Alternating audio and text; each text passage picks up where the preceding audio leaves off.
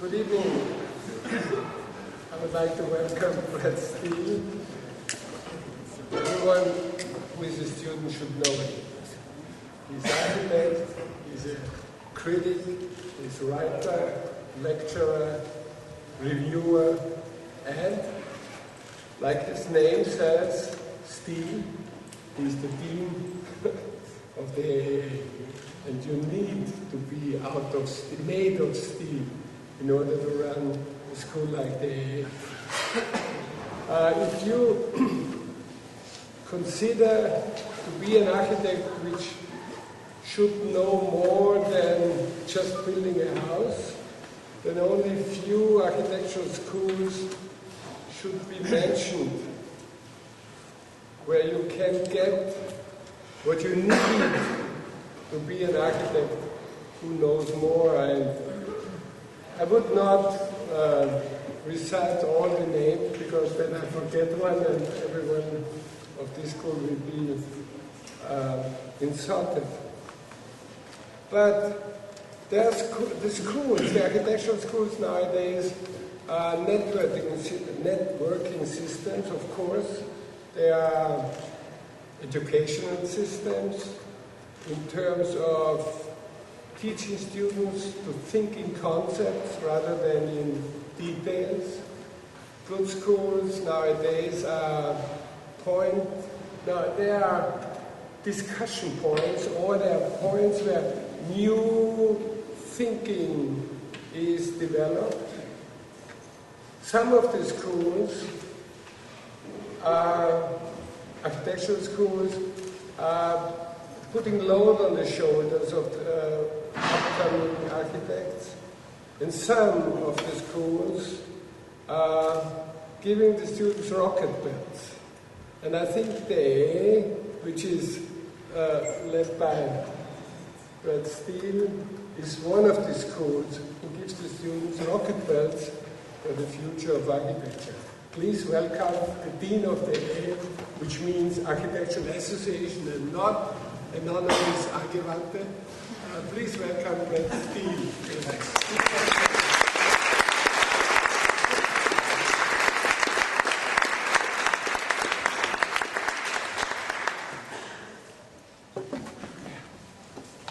Thank you both for that kind introduction. It's a great pleasure to be back.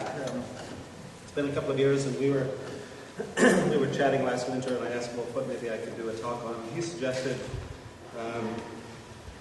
what became this topic this evening on architecture schools and their peculiar modern lives and histories. What provides for us, I think, a kind of context to rethink the idea of what a school might be today. I think architecture, as you all know, I'm sure much better than me, is going through a spectacular wave of change to the discipline, to the form of knowledge we take to be architecture, to the way architects learn. I think more than anything that poses challenges to the institutions that architecture and architectural culture have grown up around, and I think one of those key institutions is what we call an architectural school, which I take to be absolutely and fundamentally the core technology of all architecture thinking.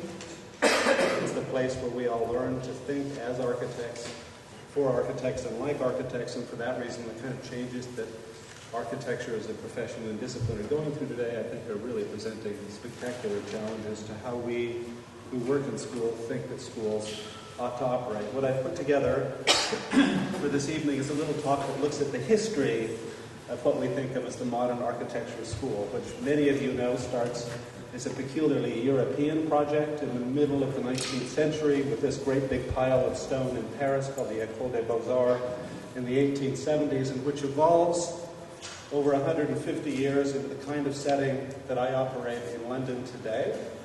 To scale, my school of 550 to 600 students is almost exactly the size of the École des Beaux-Arts in Paris in the 1870s.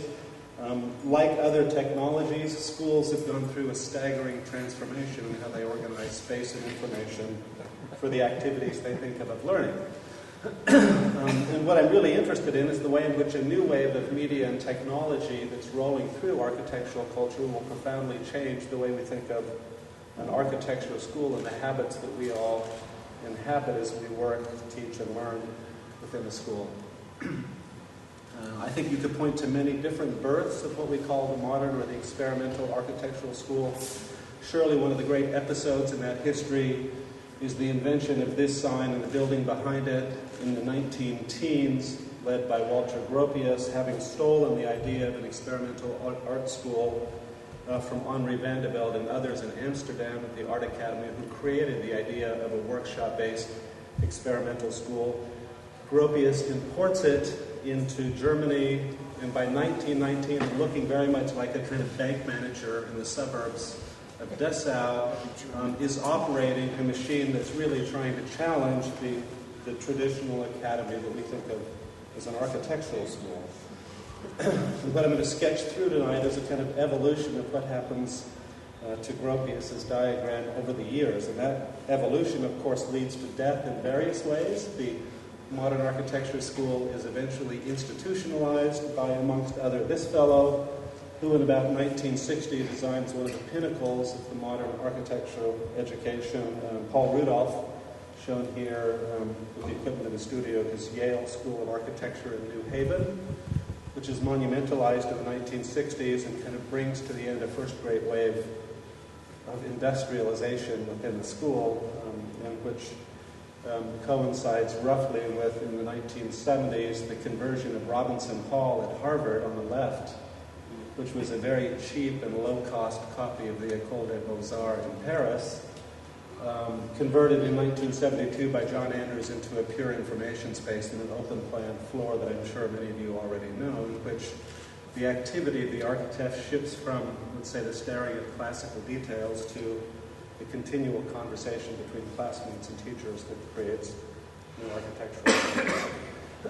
That's all a kind of backdrop to the kind of things we're doing in London today and very much interested in, which is the idea that creativity and innovation might lie as much in the destruction of the school as we know it as the invention of a new one. These are a couple of my students cutting apart some of the concrete in our building, literally opening it up to start to work with the school in new and unexpected ways. One of the peculiarities of my little school is that it's housed in a series of 250-year-old houses that were originally built for 7 people, and which today are occupied by about 900, that are all jammed together in a Georgian interior that most of us can't fit in most days of the week, but of course provides the kind of friction and a backdrop for these acts of destruction, which I'm going to show you a little bit about tonight. And I think what we're witnessing today is really a transformation from a classical model of teaching, which endured all the way up through the 1980s when I was a student at the AA. This is one of my juries and my critic in the upper left corner, Peter Cook, Cedric Price, and others doing that time-honored thing of staring at students' drawings and offered commentary, and which really remains one of the kind of core activities of audience building that I think lies at the center of most architectural schools worldwide today. What I became interested in coming back to the school a few years ago and beginning to teach is that in fact those figures are no longer present in the studio in the way that many of us grew up around them. I took this picture of my students in the studio 8 or 9 years ago, and what interested me in the picture is that there isn't a teacher inside. There isn't a teacher, there isn't a critic, there's a group of students gathering around, for some reason, Kevin and his laptop, because Kevin and his laptop have discovered how to do something, and frankly, that's where all of the attention is lying today in the studio. It's very much upsetting and overturning both the classical and modern assumption of what a teacher-student relationship is in a classroom or in a studio especially, and I think that's one of the interesting features of these learning technologies like the electronic design studio that's evolving around us now in real time. It's, of course, upsetting in serious ways the kind of assumptions, particularly in the organization of studio space, that Mies and others installed at the heart of architectural culture in the 20th century. This, of course, is one of the classic photographs, mid-20th century. This is Crown Hall at the height of its, let's say, Fordist production of young Mies architects, where all students had literally the same pose, the same drawing table.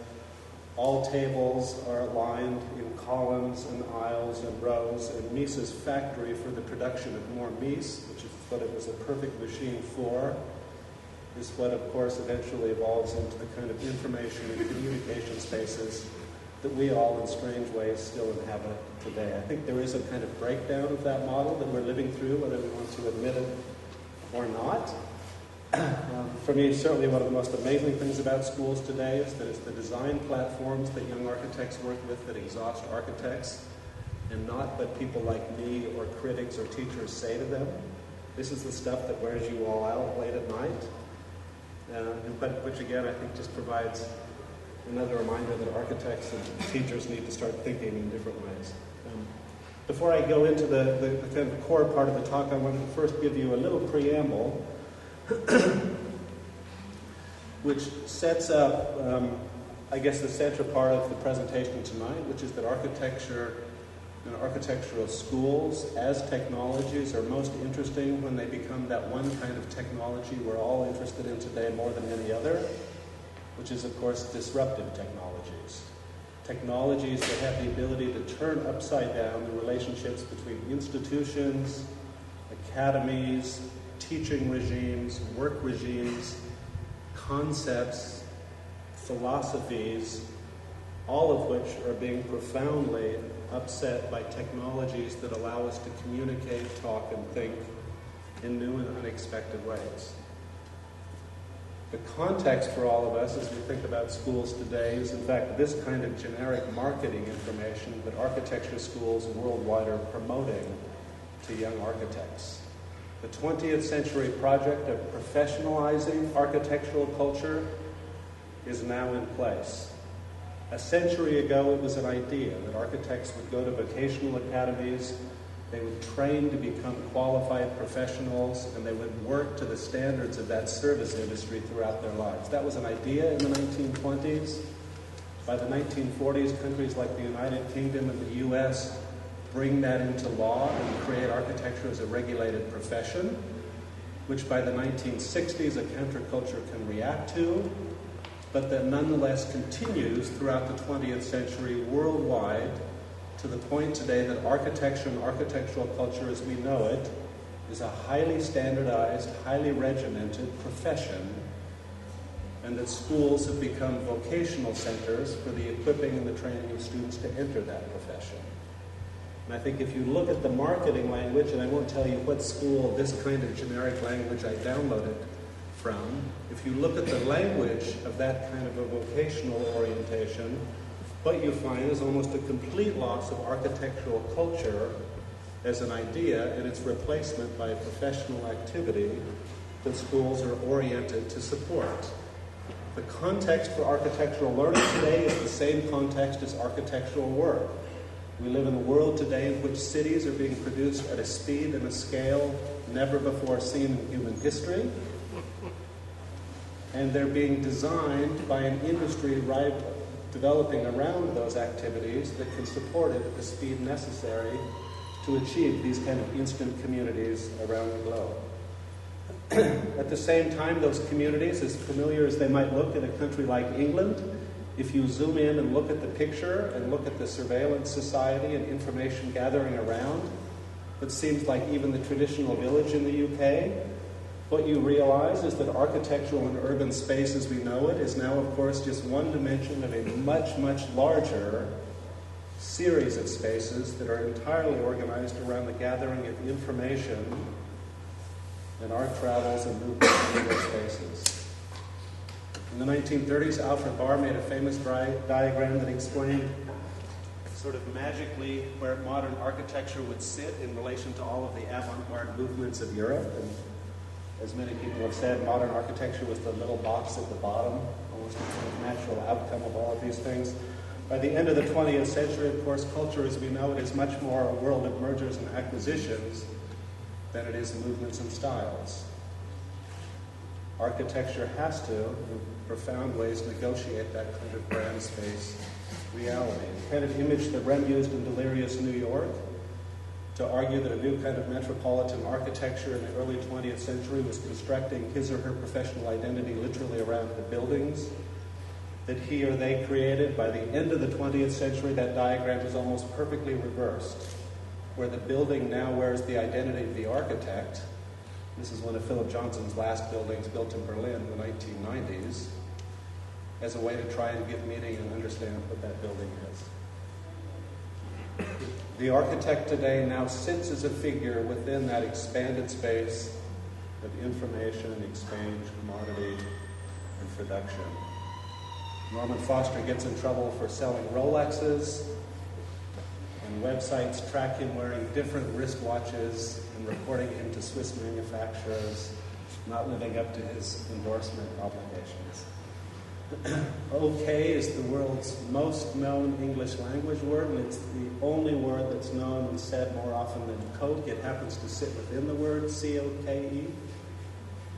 It is now the kind of product that exists in more spaces, in more countries that are represented in the United Nations. Nature has been extended into that kind of endless selling regime. I'm sure Vinnie Moss showed a version of this yesterday in Holland. This was during a recent strike of advertisers in Holland when even the local farm animals were used to sell. And even when we die and are buried in cemeteries, of course, we have products sold to us in a never-ending cycle of exchange. As alien as I think many architects tend to treat that kind of reality, one of its most interesting features, of course, is that like modern advertising, which evolved literally alongside modern architecture from the early 20th century forward, the exchange space we think of the city is already deeply embedded within the culture of urbanism and architectural design. In the 1870s and 80s, as commercial printing evolves in Paris, the first thing that happens is every classical facade in Paris is covered with this kind of material. The first great planning regulations in Europe are written to regulate that kind of activity and not control sunlight and air and fresh air and exposure. Ajay in the 1890s on the left doesn't look that different than Hong Kong or Shanghai today. I think what we see today is a kind of acceleration of a series of forces, but not the emergence of new forces and new forms of exchange.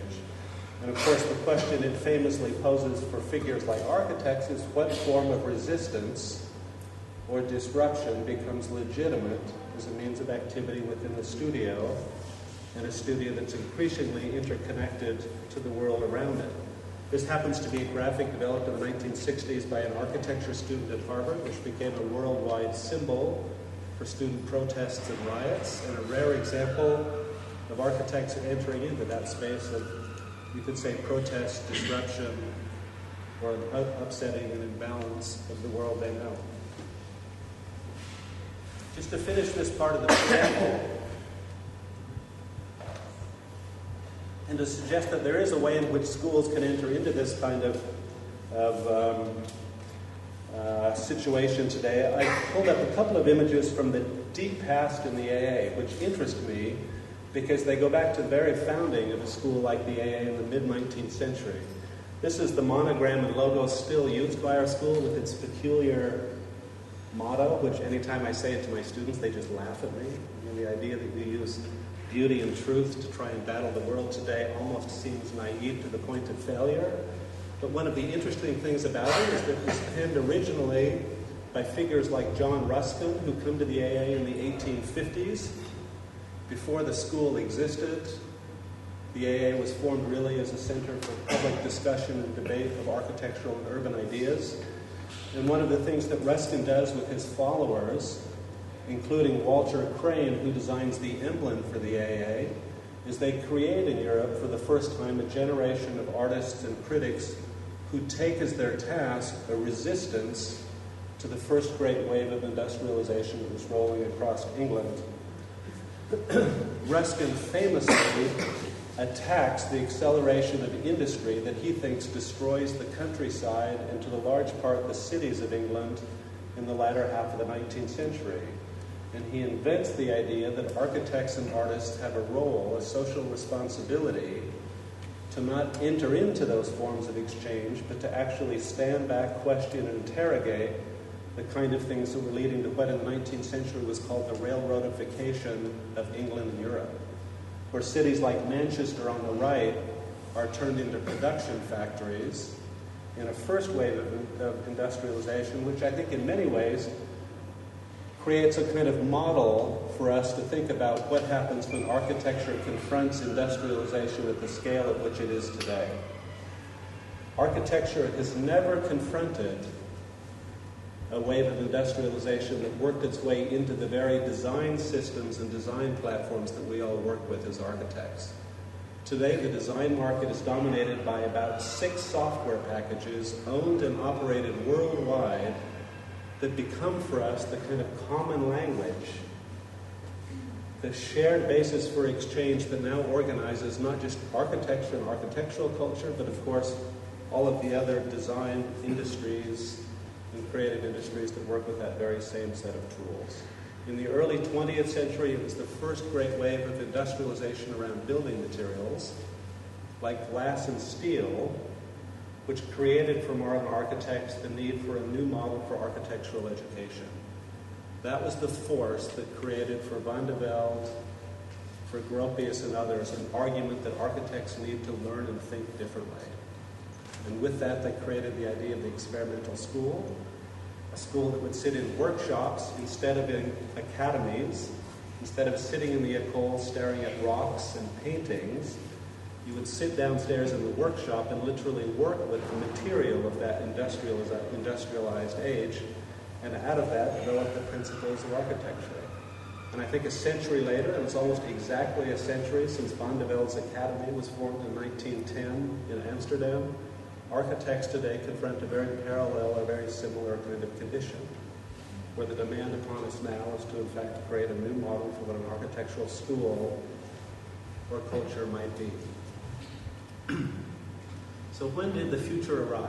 If we skip past the deep history of schools, I took this picture of one of my studios in 2001, in a studio called the DRL that I was teaching in at the time, which when I took it, I thought was just a classic example of the junk space within which most architects operate today. I took it back to the studio and opened it up, and of course, the funny thing was the grid of which it aligned with the version of 2001 that Stanley Kubrick shot in 1968, in which he imagined the tools that we all now use as architects would be the kind of thing that only astronauts would get their hands on. Of course, the thing that Kubrick missed spectacularly was how ordinary and everyday that kind of stuff has become, and reorganized with it the way in which the architect and the architect's body moves within the studio. In the mid-20th century, figures like Le Corbusier thought the architect's body was so stable you could literally put dimension to it, and it became for him a model for how you organize space, his famous universal modular. By the 1970s, John Travolta gives you a spectacular critique, you could say, of Le Corbusier's view of the body. By the 1970s, what Travolta, of course, realizes is that it's a body in space and a body in motion that matters much more than its physical dimension, which you could say becomes a model for how architects have worked for the last 20 or 30 years. And what architects today confront, of course, in the next step of that evolution are bodies that are no longer purely organic in their arrangement, which is exactly the kind of body you're looking at here as I sit in front of a laptop and depend upon the inorganic materials that become a part of the design processes and the design platforms that we all work with, and which create not only new kinds of material, but entirely new kinds of immaterial systems that we all now negotiate when we think of what we call design projects or platforms. This is one of my design teams a few years ago mapping out for me over an average work week the kind of file formats that they were passing a project through to try and get it to the point of presenting models at the end of the week. And of course, what architects are evolving are tools today that have to do not with any particular system within that, any particular file format, but the ability to control how material and ideas flow across all of those formats. The intelligence in working with this kind of system lies in the overview and not in the hyper-specialization of any part of it. To over-specialize is to become a technician, which is the fate, of course, many architects face today in their lives. And one of the challenges schools have is to find ways in which students and staff can stand back and not get too close to any one of those domains and to fall into the world of technique and technicians. And in the late 1990s, early 2000s, I started getting pictures like this sent in with student applications. This was a young Dutch applicant to our school burning a copy of SML Excel as part of his design portfolio, which interested me immensely. I didn't accept him to the school at the time because I thought he had issues that we couldn't really help him with. And there are many very good schools in Holland that I thought could solve this sort of an issue for him. But what interested me in it was that, like so many times, I think students were the first antenna of something starting to change about 10 to 15 years ago. And it was the demand they started to place on schools like us back in the AA, that I think started to force many of us to think differently about what it is schools need to do in supporting students who want to view architectural culture in a different way. So the third and last part of the talk is really just going through, if nothing else, for the sake of discussion, a few points about what might become the basis for a new model for an architecture school today. And they're very straightforward points. In fact, I think they're kind of self-evident, certainly not controversial, maybe not convincing, but they're the kind of points that we are using very much back in London, around the world, in different places, to try and think through how to reorganize what in our case is a very old school, and age is a real problem in the world today. I mean, legacy is probably one of the great handicaps for any institution. To have a past and to try and live up to that past can be crushing for generations today. But more than anything, I think it gives us the basis for trying to reorganize the space of the school that we all operate in before we get to the question of what the projects or the thinking might be within that school. So I've already said at the first point, I'll just say it again, the idea of disruptive technologies. Schools today worldwide are populated with this kind of stuff, and the only point I would make is that that stuff can become, in a way, a model for the school itself.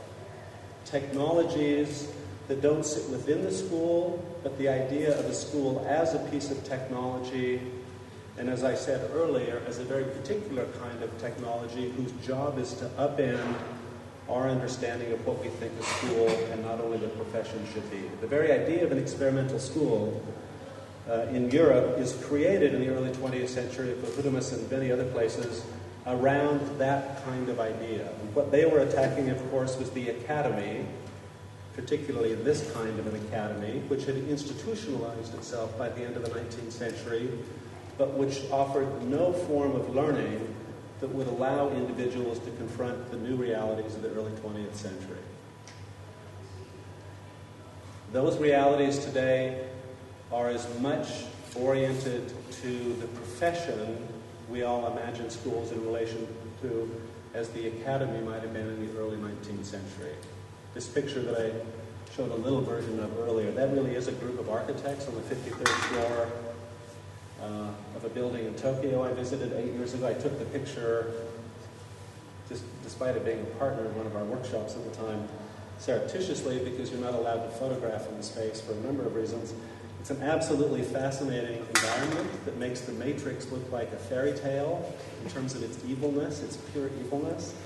These are architects all trained across a series of design platforms who, as they walk into the building in the morning, because they're all wearing an RFID tag on their shirt, on their jacket lapel, as they sit down, the workstation reads that tag, knows then their skill set, and loads up on their screen the project.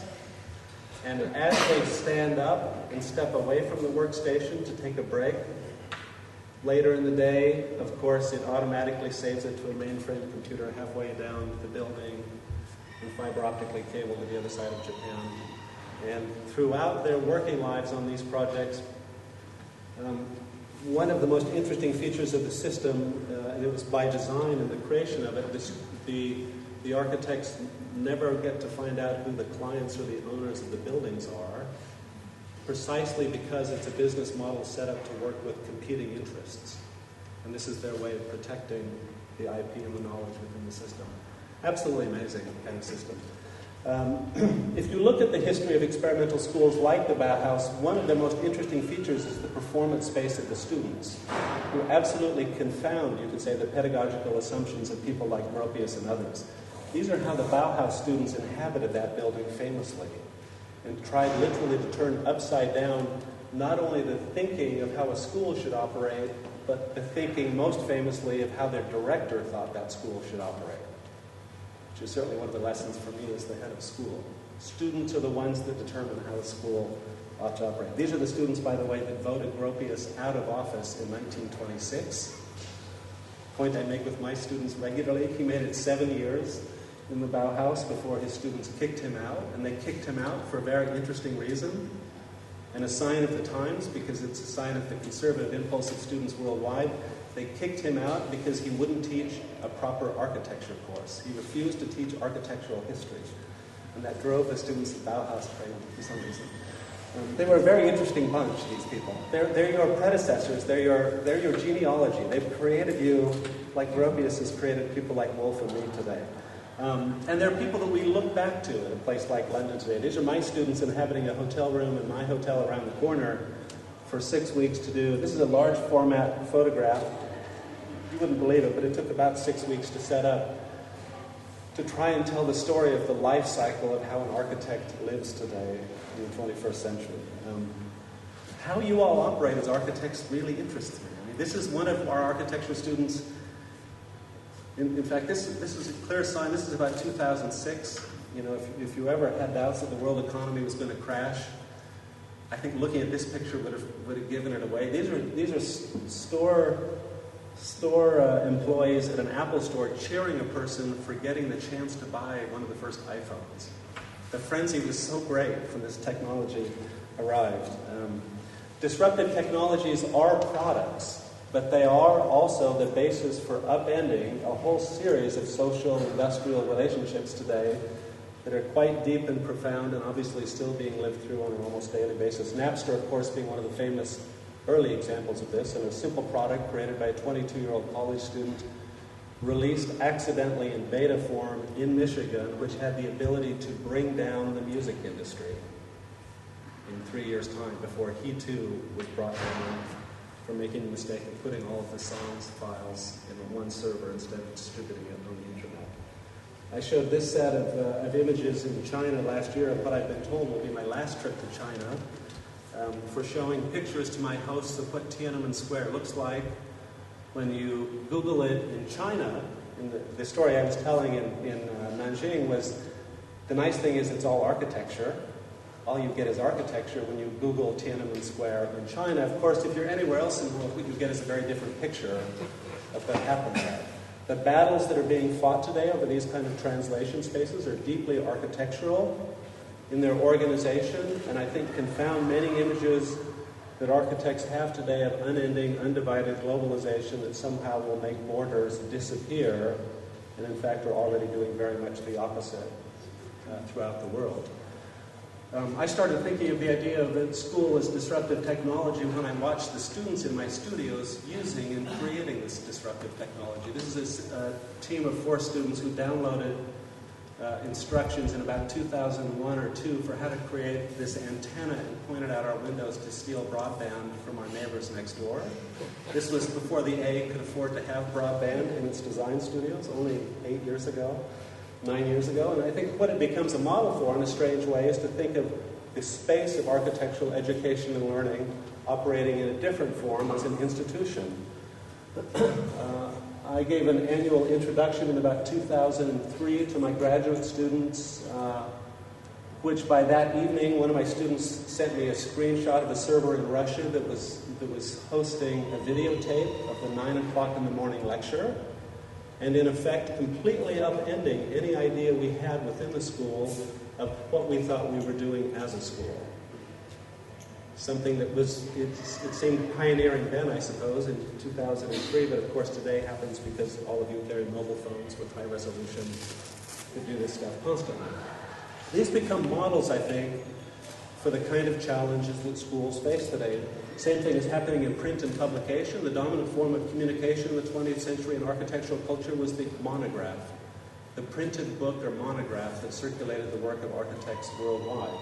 In the early 21st century, that's the basis for its entirely self-contained counterfeit industry of book publications that operate out of China. This is a bag of El Croquis and other publications that were dropped at my feet at a lecture in Beijing last January. Like any talk that you give in Beijing, it arrives with groups of people who have been printing books all night long. Any book that you know in the architecture world, whether you get it as a hard copy or as DVDs, 10 years of El Croquis for $5, delivered to your hotel room that evening with an instruction that if you want the hard copy, they'll get it to you by 9 a.m. These become the kind of challenges that schools today in very real ways face as they think of how it is they negotiate what we call the learning space that we assume all schools have been built around.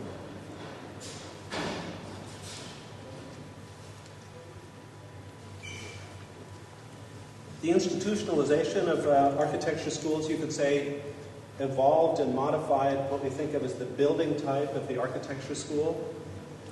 One of our deep interests back in London is to not treat a school as a building type, but rather as itself a kind of working prototype in which the space of the school isn't neutral or undifferentiated, but the actual medium for reconfiguring the teaching and learning within it. And I won't say anything about the various projects and images within it, but the idea is, of course, that the material of the school becomes material for learning. An experimental school is based on a premise that you learn by doing something. The best medium an architecture school can have for that is, of course, the medium of its own space and structure. So we spend a fair bit of time every year tearing apart walls, floors, ceilings, canopies, sometimes minimalist, sometimes, this is 1-inch thick concrete slabs. This is actually one of Wolf's earliest projects down in this corner, which I think is something you guys did early 1980s, I think. Yeah, 84. Was it 83, 84? You'll find this, I think, embedded in the history of experimental schools, the idea that the prototype becomes much more influential as a teaching model than the repetition of known types, where architects literally learn by just building increasingly large-scale installations. And when we renovated this a few years ago, one of the things that we were looking back upon is this kind of tradition from the 70s and 80s that Coop Himmelblau and many others participated in which, at a time in which few clients would have given them that amount of steel, concrete, glass, or other stuff to play with, a school like the A took it upon itself to operate that way, to allow those individuals, those teams, those collaborators to experiment, learn something, and propel an idea forward. There's an interesting history that I won't go into here of how that operates within a school like the A back in London. We've accelerated that program slightly by taking on property outside of London, thinking that this would be an interesting setting to do the same kind of thing with. And we've got teams that now live out in the woods in sort of guerrilla fashion that are building. We just received planning permission for about 15 buildings that students and staff will build out there over the next 7 or 8 years. There's a very interesting and deep history of prototyping within the culture of modern architecture, and it plugs in fact, to the invention of research and development as we know it in the United States, late 19th century. Someone like Thomas Edison in the 1890s in Menlo Park invents the idea of the creative laboratory as an industrial complex. The inventor of all of those things you know today in the modern world, from electricity to phonographs to telephones, first has to invent the idea of an institution or an organization like these strange laboratories in which you simply put people together and with piles of materials and ideas let them start to develop things for the future. The modern research and development economy in the world is one of the things that architects usually finds itself quite distanced from. Famously, this character and his high school teacher over on the other side, Paul Allen, invent a model for a research and development company called Microsoft, in which they said the point of an industry like that was to put people together in a collaborative environment, not have products, but to set up a series of processes in which continuous invention and innovation could happen. They were so certain that that field would evolve that they never focused on the single product to its perfection, but set up this idea of a creative organization that would continually evolve. It worked brilliantly for about 20 years until, of course, other people came along and found weaknesses in the new model. George Lucas does something very similar with prototyping in Hollywood in the 1970s, where instead of writing the classic Hollywood script for a thing we think of as Star Wars, he locks himself in a basement and for 2 years prototypes, these are the words he's using, prototypes characters to get to know them well enough that he could figure out how they would interact and eventually tell the story that we all end up learning. Completely upends the kind of production cycle of how Hollywood had forever thought it should operate, with a defined script that would then shoot a film and deliver it to the audience. The story only comes after this kind of experimentation with someone like Lucas. On the left, Frei Otto does something very similar in architecture in the 1970s, turning the architectural model, which you can just barely see here. This is a model of his proposal for the Munich Stadium in '72, which is a very interesting structural model. And you can see the array of cameras around it. He's putting loads on that structural net to work out where deflection and bending is, and in effect letting the prototype do work on the design instead of, on the right-hand side, the car salesman model of an architect creating a model to sell a project. Right? The model becomes part of the work. The prototype becomes a part of the design project itself, which is where you can say the secret history of prototyping lies within modern architectural discovery and experimentation. A fantastic history over the years of the 20th century of that kind of prototyping sensibility actually driving the discovery of architectural ideas. Architects don't have an idea for the future and they just deliver it. They do a series of projects, tests, installations.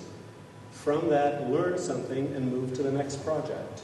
That's why you find in careers like Mies, particularly, this deep-seated will to prototype, a kind of will to continually build large-scale models and prototypes of his projects, to understand them well enough that he can eventually realize them across his career. Even in the, you could say, as late as the 1970s, to make Frank Gehry relevant again today for architects, you could say, in the 1970s, what's so interesting about his career is that almost by instinct, he, in completely reinventing his identity, goes out and buys piles and piles of the cheapest material possible, sheet metal, chain link fence, plywood, cardboard, and literally starts prototyping or testing ideas that would create that identity we all know today.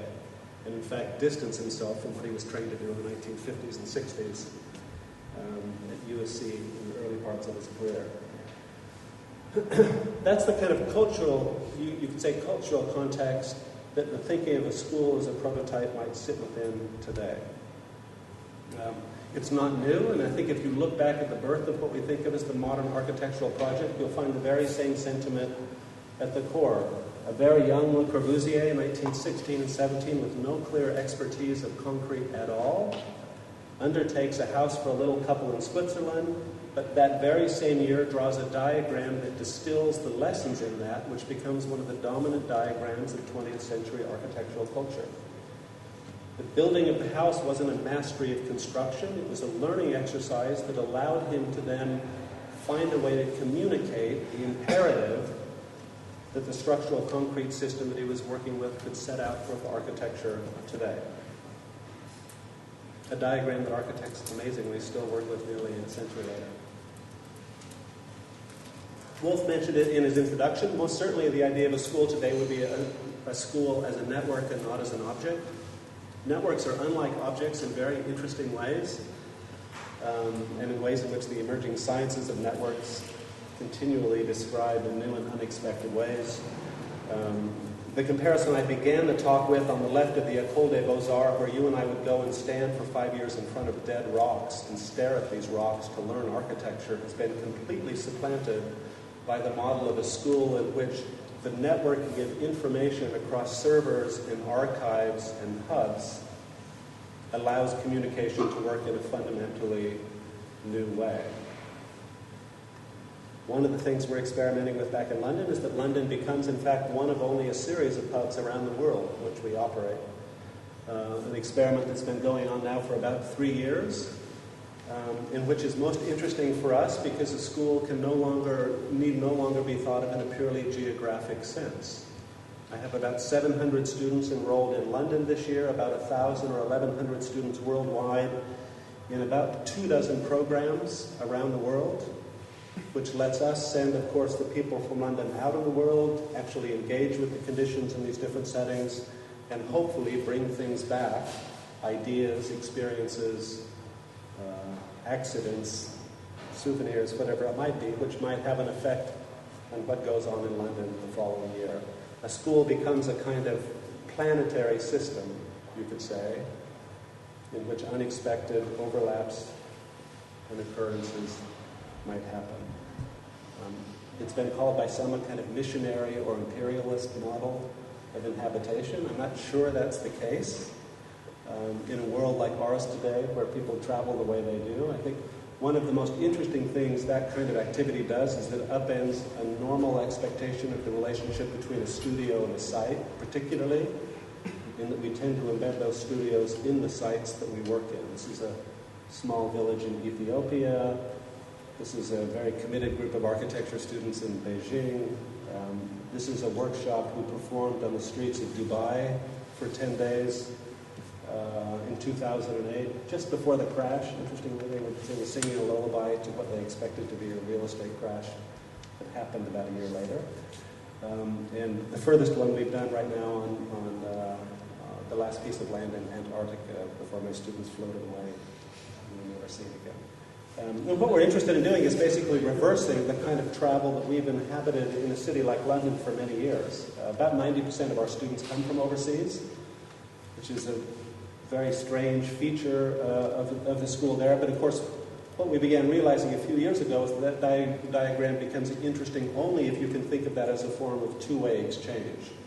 So the sort of visiting school model that we're experimenting with now is actually just thinking of ways in which London can be connected back out to the world in unexpected ways. And again, the model for this is a very straightforward one, and it's on your desks upstairs. Design cultures today operate across massively distributed platforms that we all are simply parts of today. We're working with tools that, by design, were created to be used by many people and many people simultaneously. The individuated model of the designer disappeared many, many years ago in the evolution of tools that happened long before computers, but that began to distribute architectural thinking and labor across groups in ways in which the arrival of that appliance in the 1950s could be assimilated as quickly as it was. The only way to account for this massive and rapid transformation that occurred only a few years ago, when architects like my students back in London literally began wiring themselves into the building they were working in. That becomes not the junk space within a school, that becomes a model for how a school itself can organize its activities and its thinking. The kind of Copernican model that Gropius imagined in the early 20th century, you all know this famous diagram of architecture in the center of the universe and everything sort of radiating out from it.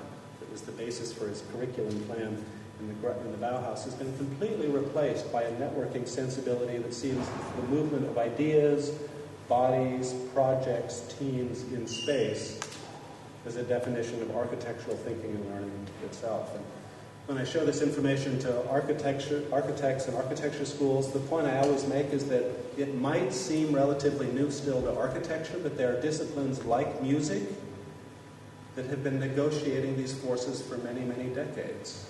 To the point that this fellow, who's one of these musicians you all listen to today, but I have no idea who he is, who works in his parents' bedroom outside of London on his own and produces this stuff and uploads it for you all to listen to when you're upstairs working late at night, is piggyback off several generations of people like Steve Reich, Brian Eno, and others who saw the electrification of the recording studio, which followed the electrification of musical instruments, as the basis not for producing music differently, but for creating an entirely different kind of music.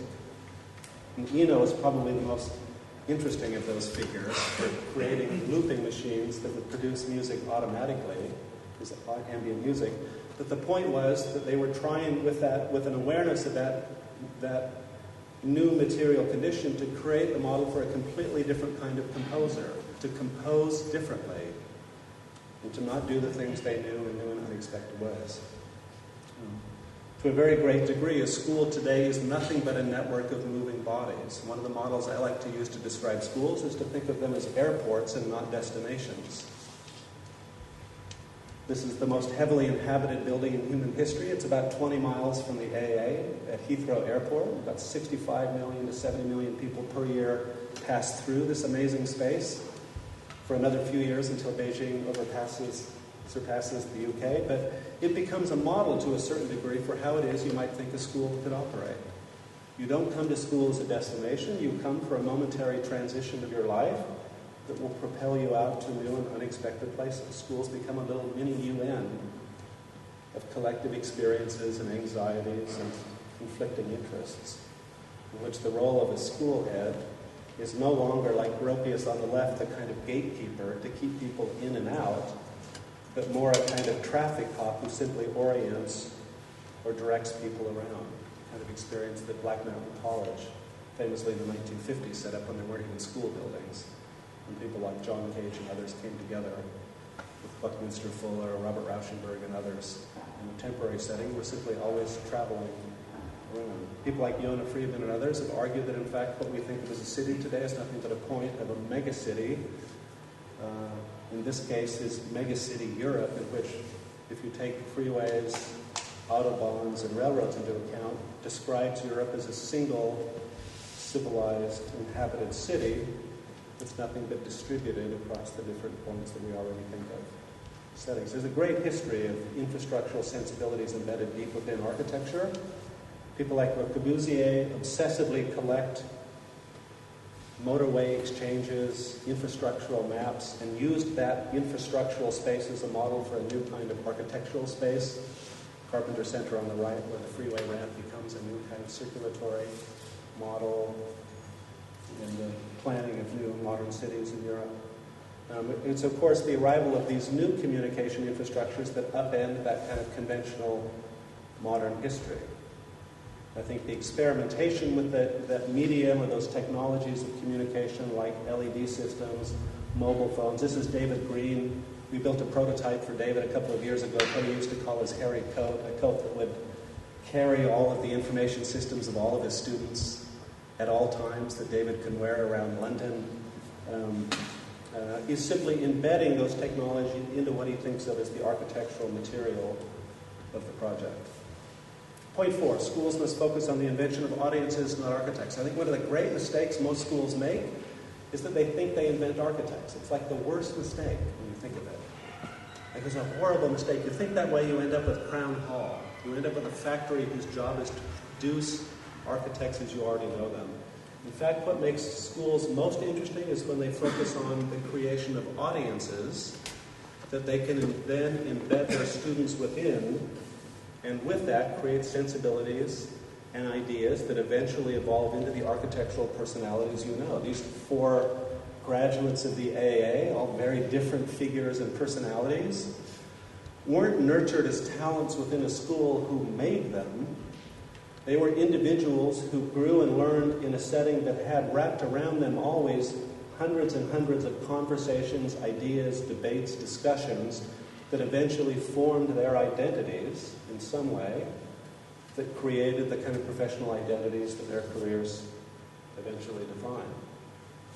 That, for me, is the activity of a school. And most interesting in the early 21st century, with the profession installed the way it is, this kind of activity, I think, probably becomes more and more important to your lives as professionals, now that we all work 9 to 5. We didn't used to do that. Even my generation in the 80s didn't used to do that. We tried, but we never got around to it.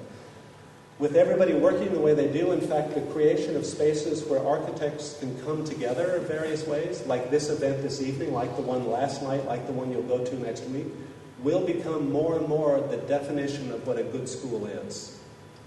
There are something like 17,000 schools worldwide.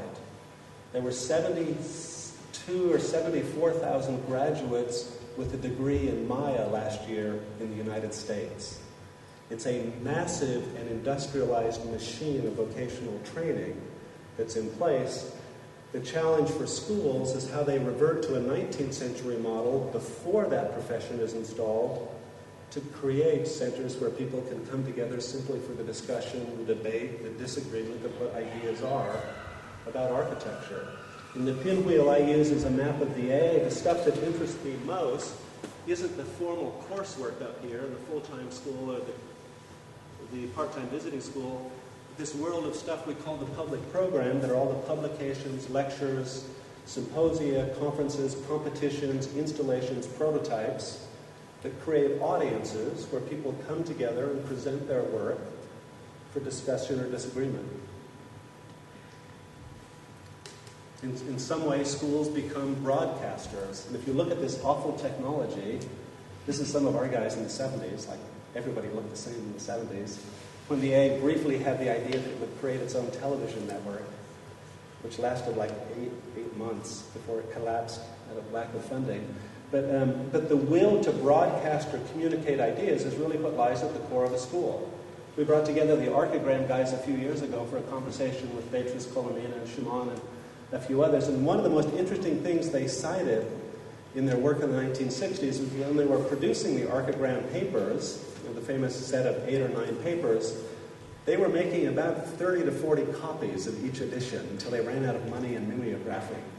They were working with very small audiences, and of course had no idea it would roll out to have the sort of influence and impact it did, but what they had was a will to communicate ideas and ambitions to some form of audience beyond themselves. And the lesson, I think, for generations that have been trained to treat viewing and spectatorship as a passive activity is, of course, that can be an incredibly profound and influential model for how it is you evolve and develop your own ideas. The difference today is, of course, that takes place across an entirely new kind of media and communication, which we, like you guys do, take super seriously as a part of the job of an interesting school. You know, the creation of audiences that now I literally get a sort of screenshot sent to me at midnight every night showing me which part of the world is looking at which part of the AA. I have no real understanding of what that means. But it is interesting that a school now operates in several different spaces, and in fact in spaces that vary wildly depending on the day of the week for some reason. And if you look at the kind of things schools do today, which is like the rolling out of publications on iPads and mobile phones and stuff, it isn't a difference in kind from the sort of things schools have been doing since the 19th century. That's what institutions do. Academic institutions communicate ideas, they store them, they can be retrieved, and they then communicate them to larger audiences. Deep history, and a super interesting history of the role of that activity in shaping architectural culture over the last century. The very figures we think of as architecture are a result of that activity and not building. Le Corbusier is, of course, famously a pen name, one of 14 pen names he uses while editing that journal. He got known as the editor of this journal with the name Le Corbusier, and as he says, he eventually has to adopt it as his own professional identity because everybody kept calling him that.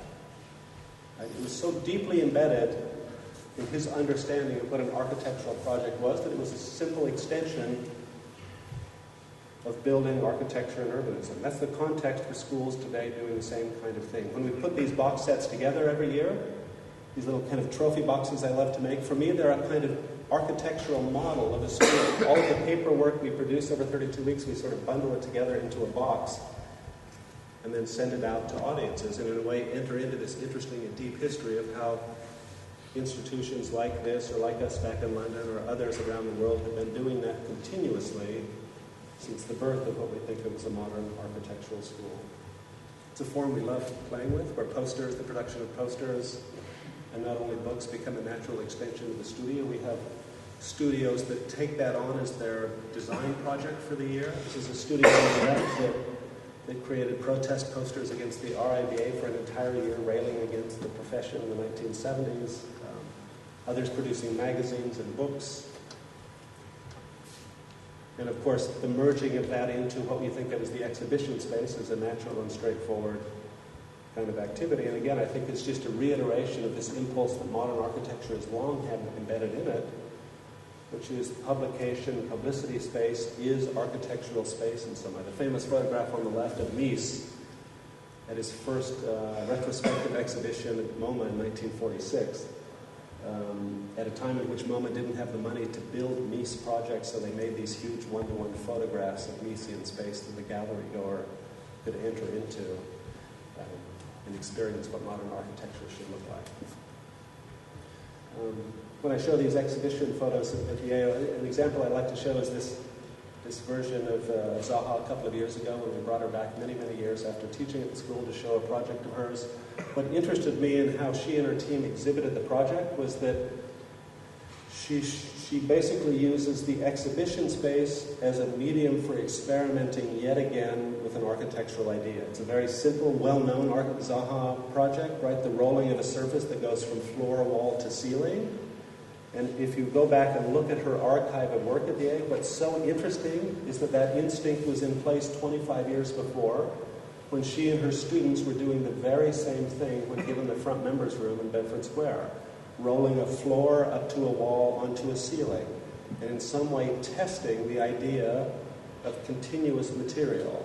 The exhibition isn't a place to show what you've done. The exhibition space is simply another medium to experiment with what you think of as the architectural idea. Very, very different model than the classical and modern diagram that Philip Johnson and others put in place, where you simply copy the thing that's already known. So I'm going to skip through it. Architects are no longer singular in their organization. It's one of the peculiarities that we tend to think of ourselves as individuals.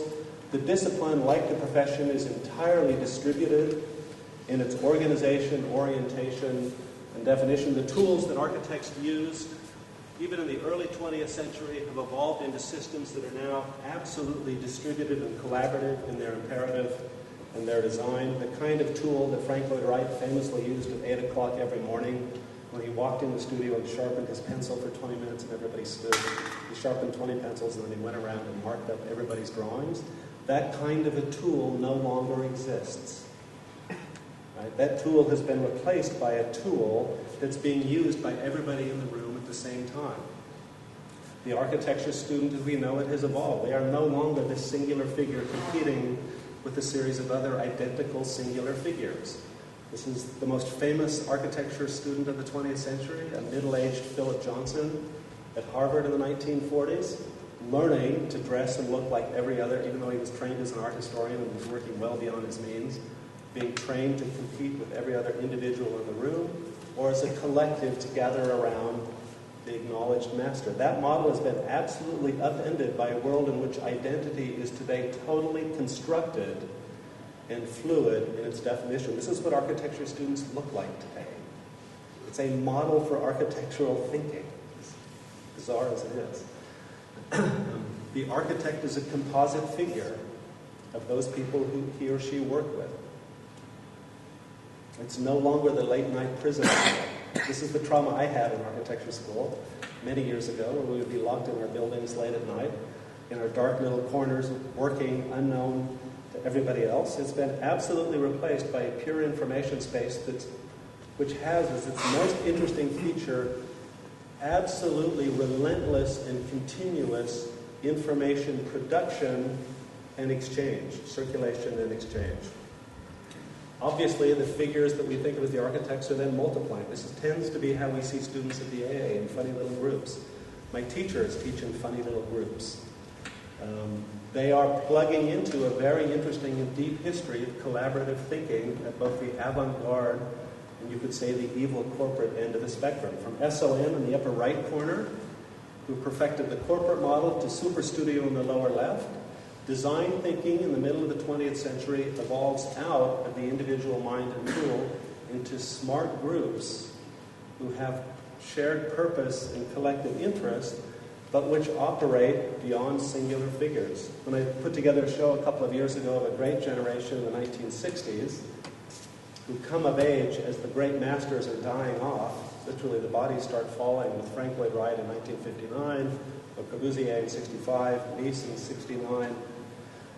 As that generation falls away, a generation steps up on the stage who's most interesting for adopting a kind of rock and roll model in which people start working together in groups. The last panel of Rem's infamous story, his fifth-year thesis project at the AA called The Voluntary Prisoners of Architecture, ends with this image of what the architect will become in the future.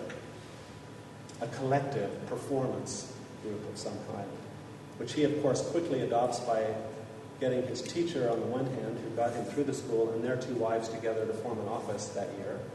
Not quite as glamorous as the rock and roll model that we know. And you could say becomes a very dominant model. And Wolf, every time I've seen him lecture, you will get the Rolling Stones at some point in the lecture. I think that collaborative impulse, that performative impulse for that generation really takes hold within the discipline. And you could say maybe starts to wane at about this moment for me. When Bono meets the Pope and begins dressing like the Pope, you know the collaborative model as it was formally defined is starting to undergo some serious change. Anyway, back to that generation is an interesting one. Tom Main and others, they come together as partnerships, as collaborative teams, and the experimental ideas, in whatever definition they are evolve amongst the conversations with these groups. Something the studios back in London, like the ones here, are absolutely invested in various ways. They don't work as smoothly or as perfectly as you think. These are 4 people working together, talking to 4 other people around the world. And a kind of classic example of the problem with this generation's habitation of space. But it's an interesting problem to work on. But that collaborative impulse, again, is another definition, really, of how schools operate in the construction of audiences. Architecture is a spectacularly socialized form of knowledge. Architecture is what we all treat as architecture. There ain't no proof beyond that, is the amazing thing.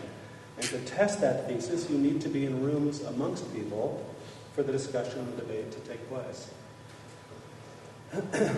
This becomes, in a way, the model for what design in the 21st century operates as, a kind of crowd-like phenomenon. The individual not just works alongside other individuals in a collaborative team, he or she or they work amongst a larger landscape of technologies, platforms, and media, all of which operate with all of the peculiarity of crowds, much more than rational or understandable individuals. So I've given you the setup to say really the most interesting things about schools is make them an atmosphere, not a diagram. Never have a teaching plan for schools, right? Just make schools into places people want to be. As McLuhan said, classrooms are a distraction, attention is elsewhere. Right? The great problem with most schools is they look like classrooms, they act like classrooms, they've got rules, makes nobody happy. So create spaces in which, as I walk in, I couldn't possibly tell you what's going on, if it's a presentation or, I have no idea, but people are there at midnight. They're there together.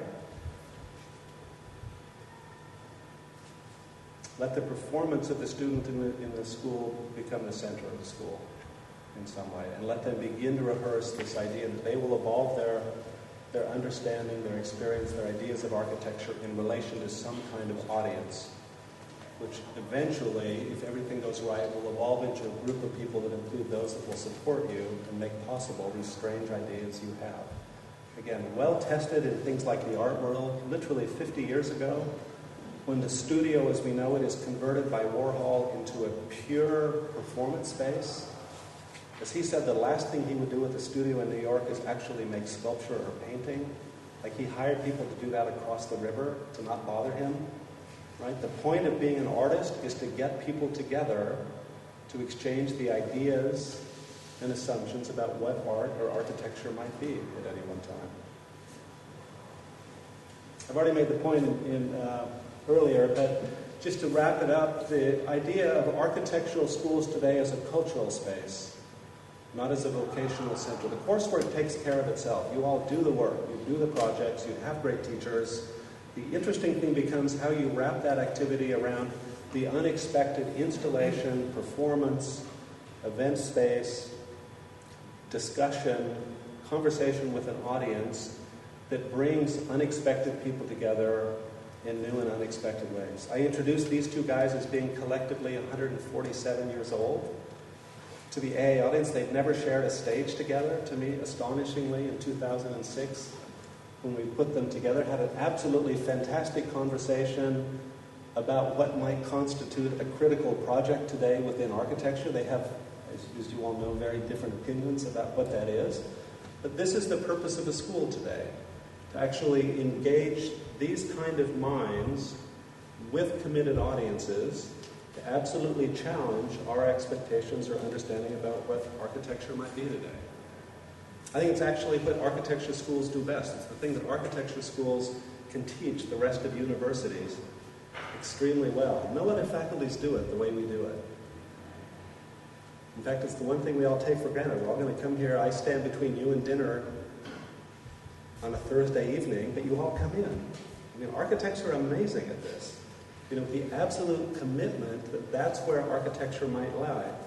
And I think that's one of the great assets that schools have to find ways to enhance as they go forward into a world in which that activity you all are doing is increasingly being assumed to be only the kind of thing I did in my childhood. This is my childhood.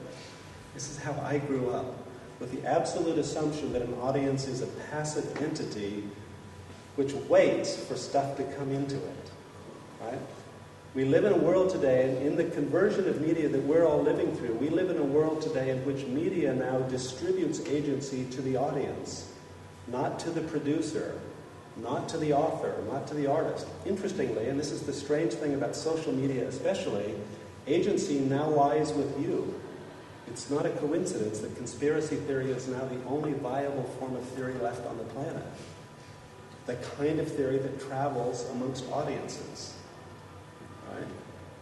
And the question is how schools can harness that agency such that those who use that media, like this boy who sits in front of his television screen all day long to live an entirely different world, can see that as a legitimate form of learning and experience, and not as a form of passive game playing and distraction.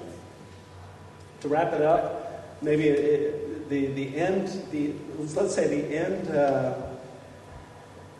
stage of this evolution that I find so interesting is, of course, as the school continues to evolve in this form, the school itself begins to disappear. Right? These technologies have the capacity to now take learning well outside the boundaries of this building or the buildings I inhabit back in London. All we had to do in June 2005, was hang a sheet under Norman Foster's bridge one summer night in London and play 30-year-old, 40-year-old videotapes of Rayner Banham. And a crowd gathered. I mean, it was surreal to me. I mean, my people asked if we needed to publicize this, and I thought, well, no, let's just watch some Rayner Banham on a nice evening. A school formed almost immediately. That's the stuff that I think is really confounding schools today.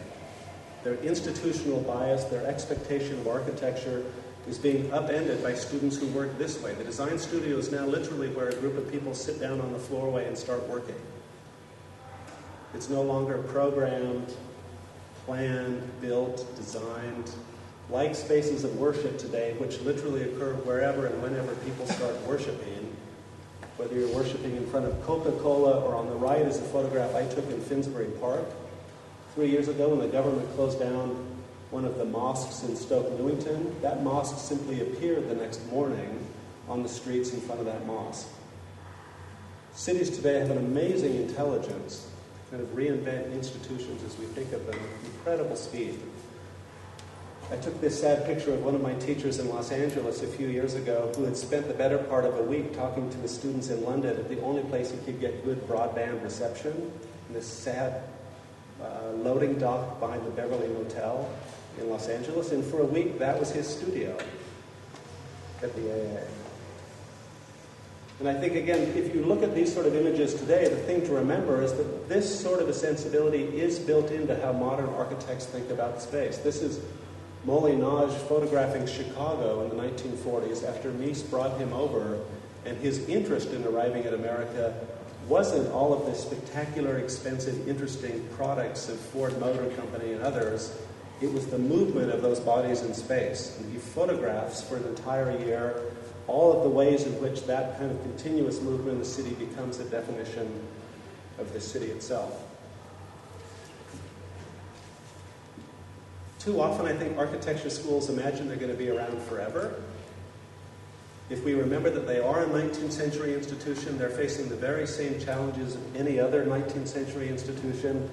The ultimate threat, I think, is that like the New York Times, as people learn to think, communicate, learn things differently, they can become irrelevant. The very same year that the New York Times opens this brand new building in Manhattan, and they wouldn't disclose the actual construction price. It was rumored to be $1 billion, but it was several hundred million for sure.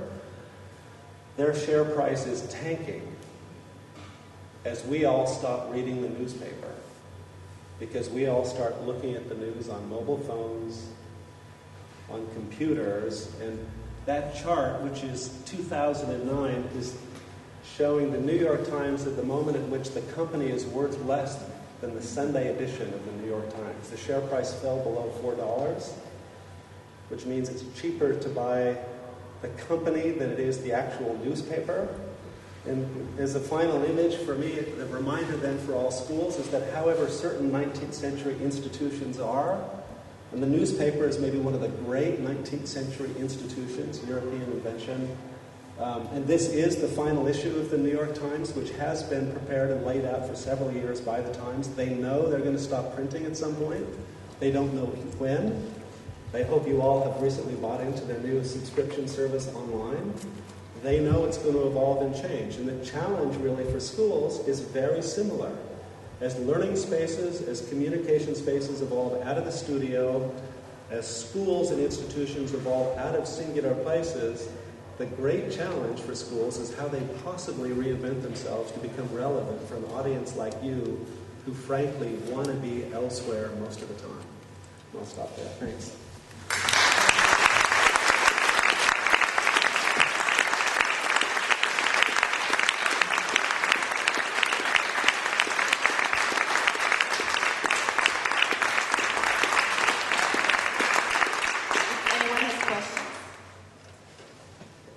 We don't have to do questions. Don't have to. But I'm happy to. Thanks, Thank you. Thank you.